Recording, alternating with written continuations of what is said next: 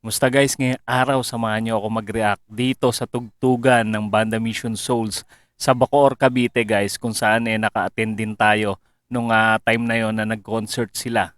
Ito yung tinugtog nila guys, yung kanta ng Fall Out Boy, yung Sugar We're Going Down. Ayan, napaka-astig nila dito guys. Sama-sama tayo manood, makinig at mag-react.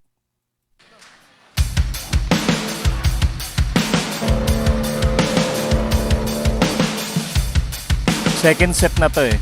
Nung una, kompleto sila. Kasama si Mami Sheena, Daddy Sega.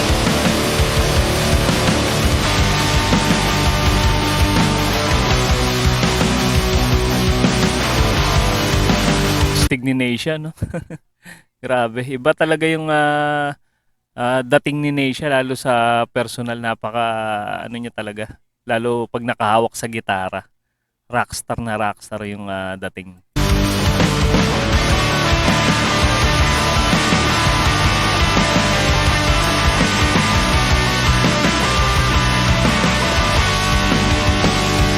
Grabe, pumalo si Ice. Naalala ko tuloy nung nakipag-appear ako dito sa Batan to. Grabe. Napakahusay talaga sa live.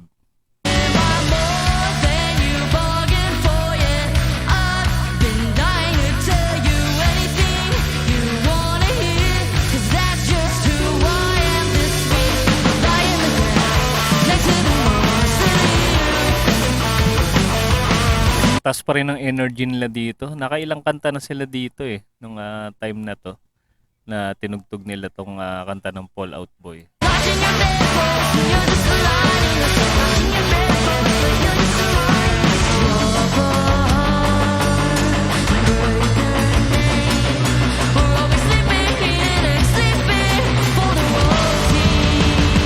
Hindi ko lang alam kung may nakapanood sa inyo guys na nag-live kami dito ni Kanta Kwento nung time na to.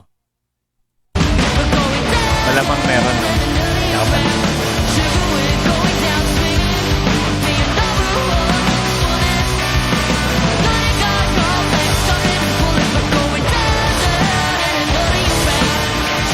Ganda ng boses ni Stacy sa live, sa personal. Kung gaano kaganda yung boses niya sa studio, ganun din sa live.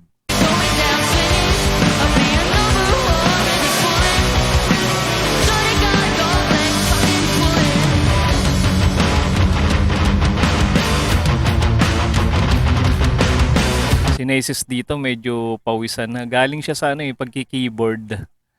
Tapos itong huli, bass na yung hawak niya.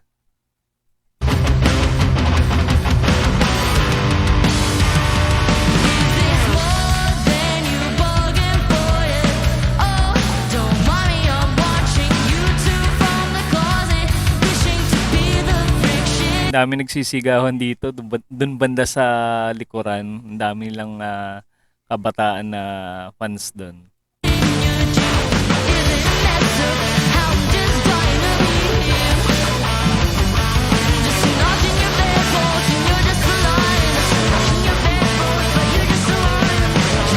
Nagbabackup si Neisha.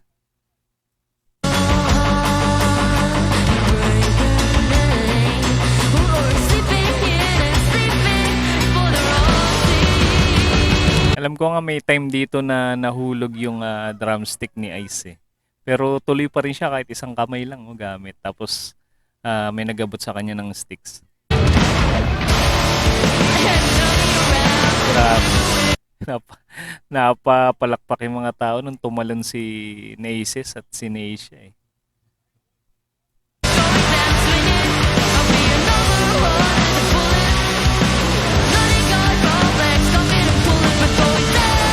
Mga stig.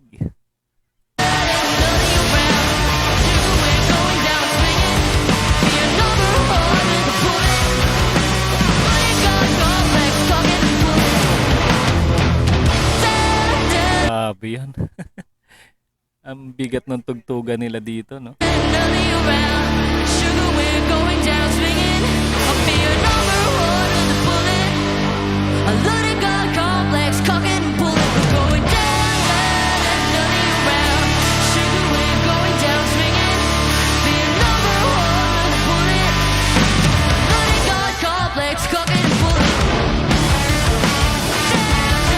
mo sa rolling. Grabe tong batan to. Kaya napa-appear ako dito nung nakita ko to si Ice eh. Sabi ko, ang galing mo mag-drums.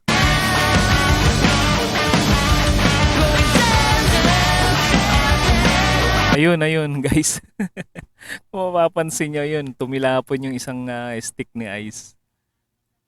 Hindi ko lang matanda kung sino yung nag-abot sa kanya ng stick ko. Kung si Daddy Second ba. O yung para meron silang ano dito eh, yung audio tech eh. Ayun, isang kamay na. Yun. May nakaabang pala guys. Meron pala siyang extra na nandun.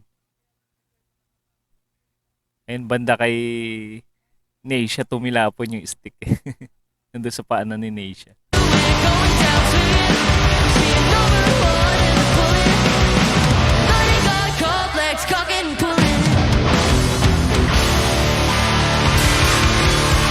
Ayan eh. Palakpakan yung mga tao guys. So, ando kami oh.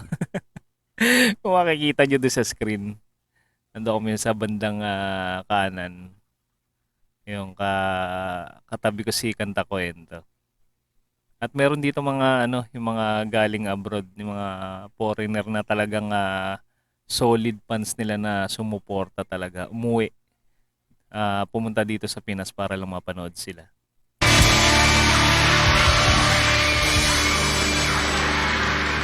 We want to thank everyone out Grabe. there watching us on YouTube, Facebook, Complete TikTok, package and talaga sila pagka nag-perform. Astig nun. O diba guys? Napaka-astig nila. Kaya kung mabalitaan nyo guys na mag-concert sila sa lugar nyo, ay, nako, sinasabi ko sa inyo, puntahan nyo na dahil talagang solve kayo sa panonood pag napanood nyo sila ng live.